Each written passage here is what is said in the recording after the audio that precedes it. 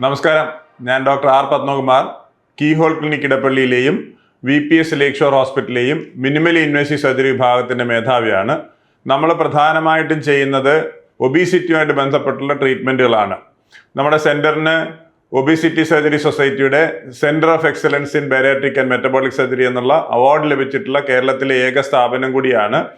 അപ്പോൾ അവിടെ നമ്മൾ സർജറി ചെയ്യുമ്പോൾ വളരെ സുരക്ഷിതമായിട്ടാണ് ചെയ്യുന്നത്. എന്നിരുന്നാലും രോഗികൾ വരുമ്പം വളരെ ചോദ്യം വരുന്ന ഒരു കാര്യമാണ്, ഡോക്ടറെ ഇതിന് സൈഡ് ഇഫക്റ്റ് എന്തെങ്കിലും ഉണ്ടോ, കോംപ്ലിക്കേഷൻസ് ഉണ്ടോ, നമുക്ക് പിന്നീട് വിഷമങ്ങൾ ഉണ്ടാവോ എന്നുള്ളതൊക്കെ വളരെ റെഗുലറായിട്ട് കേൾക്കുന്ന ക്വസ്റ്റ്യൻ ആണ്. അപ്പം നമ്മൾ പ്രധാനമായിട്ട് മനസ്സിലാക്കേണ്ടത് നമ്മളുടെ ആരോഗ്യസ്ഥിതി എങ്ങനെയുണ്ടായിരുന്നു ഓപ്പറേഷന് പ്ലാൻ ചെയ്യുമ്പോൾ എന്നുള്ളത് ഒരു കാര്യം, വളരെ പ്രധാനപ്പെട്ട ഒരു കാര്യം. ഇപ്പോൾ പലപ്പോഴും പ്രഷറും ഷുഗറും കൊളസ്ട്രോളും കൂർക്കപ്പലി അല്ലെങ്കിൽ സ്ലീപ്പ് അപ്നിയ എന്ന് പറഞ്ഞിട്ട് ശ്വാസം നിന്നു പോകുന്ന കണ്ടീഷനൊക്കെ ഉള്ള ആൾക്കാരായിരിക്കും. അവർ മെഷീൻ വെച്ചിട്ടായിരിക്കും കിടന്നുറങ്ങുന്നത്. അവർക്ക് വൃക്കകളുടെ തകരാറുണ്ടാവാം, ചിലർക്ക് ഡയാലിസിസിൽ പോകുന്ന പേഷ്യൻ്റ്. അപ്പോൾ അത്രയും ബുദ്ധിമുട്ടുള്ള ഒരു പേഷ്യനെ ചെയ്യുമ്പം സ്വാഭാവികമായും കുറച്ചൊക്കെ ആരോഗ്യ പ്രശ്നങ്ങൾ തുടർന്നേക്കാം. അതുപോലെ തന്നെ നമ്മൾ എന്ത് ശസ്ത്രക്രിയയാണ് ചെയ്യുന്നതെന്നുള്ളതാണ്. നമുക്ക് വേണ്ടി വരുന്നത് ബലൂൺ ട്രീറ്റ്മെൻ്റ് ആണോ, മരുന്നിൻ്റെ ട്രീറ്റ്മെൻ്റ് ആണോ, അല്ലെങ്കിൽ ഗ്യാസ്ട്രോപ്ലാസ്റ്റി എന്ന് പറഞ്ഞിട്ടുള്ള തയ്യലിടുന്ന ചികിത്സയാണോ, ഒരു വശത്ത് വളരെ സിമ്പിളായിട്ടുള്ള പ്രൊസീജിയേഴ്സ് നമ്മൾ പറയാവുന്നത്.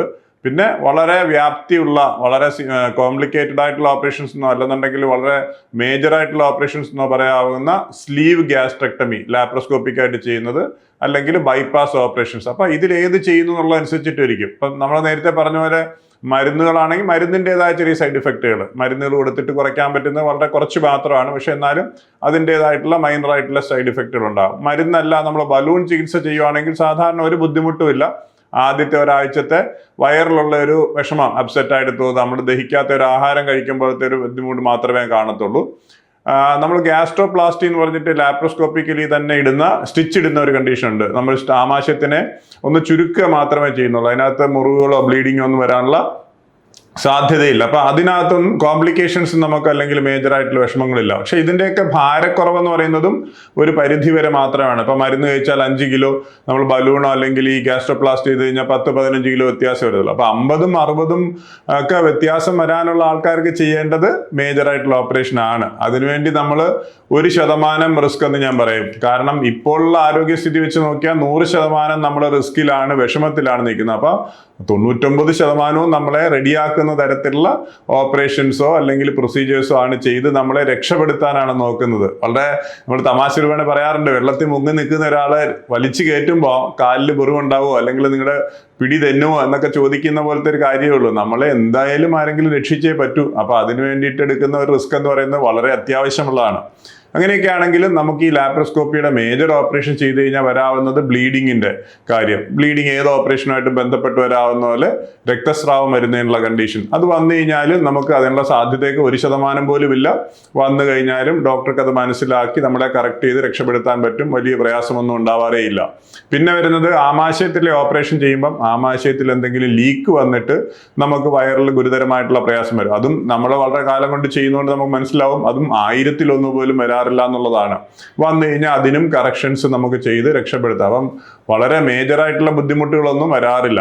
പിന്നെ ചെറിയ ചെറിയ വയറരിച്ചിൽ വരിക, അല്ലെങ്കിൽ നമുക്ക് വയറിൽ റിഫ്ലക്സ് എന്ന് പറയും, വയറിൽ തികട്ടി വരുന്നതൊക്കെ ചിലർക്ക് വരാറുണ്ട്.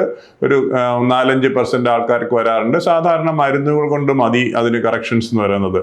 മേജർ ആയിട്ടുള്ള വിഷമങ്ങൾ വന്നിട്ട് ബുദ്ധിമുട്ട്, വൈറ്റമിൻ ഡെഫിഷ്യൻസിയും ഒക്കെ വരുന്നത് ഈ ബൈപ്പാസ് ഓപ്പറേഷൻ ചെയ്യുമ്പോൾ മാത്രമാണ് വൈറ്റമിൻ ഡെഫിഷ്യൻസി വന്നിട്ട് വൈറ്റമിൻ സപ്ലിമെന്റ് വരുന്നത്. മറ്റു കാര്യങ്ങൾക്കൊന്നും നമുക്ക് പ്രത്യേക ഒരു ഡയറ്റ് പാറ്റേൺ ചെയ്യാൻ ന്യൂട്രീഷന് വേണ്ടിയിട്ട് ചെയ്യേണ്ടതായിട്ടുള്ള ആവശ്യങ്ങൾ വരാറില്ല.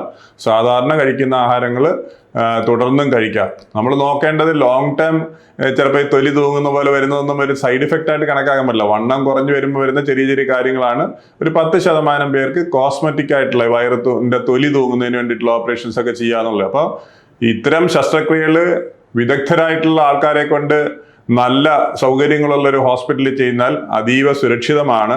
അതിൻ്റെ സൈഡ് ഇഫക്ട്സിനെ കുറിച്ച് വലിയ വ്യാകുലപ്പെടേണ്ട കാര്യമില്ല. സ്ത്രീകളെ സംബന്ധിച്ചിടത്തോളം നമ്മൾ പറയാറുള്ളത് മുടി കൊഴിച്ചിൽ ചിലർക്ക് വരാറുണ്ട്. കാരണം വണ്ണത്തിനകത്ത് വരുമ്പോൾ വളരെയധികം വണ്ണത്തടി ഉള്ളപ്പോൾ അതിൽ ആണുങ്ങളുടെ ഹോർമോൺസ് ആയിട്ടുള്ള ആൻഡ്രോജൻസ് എന്ന് പറയുന്നത് കൂടുതലായിട്ട് ആ ഫാറ്റിൽ നിന്നുണ്ടാവും. അതുകൊണ്ട് തന്നെ അവർക്ക് മുഖത്തും രോഗം വരുന്നുണ്ട്.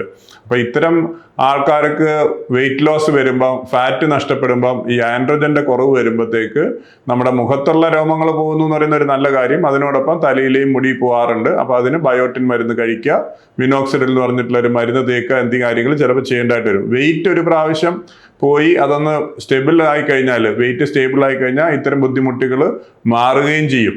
അപ്പോൾ അതാണ് നമുക്ക് ശരിക്കും പറഞ്ഞാൽ കാര്യമായിട്ടുള്ളൊരു ബുദ്ധിമുട്ട് വരുന്നത്. മറ്റ് ഹോർമോണിൻ്റെ വ്യത്യാസങ്ങളൊക്കെ എല്ലാം നമുക്ക് അനുകൂലമായിട്ടുള്ള ഘടകങ്ങളെ വരത്തുള്ളൂ.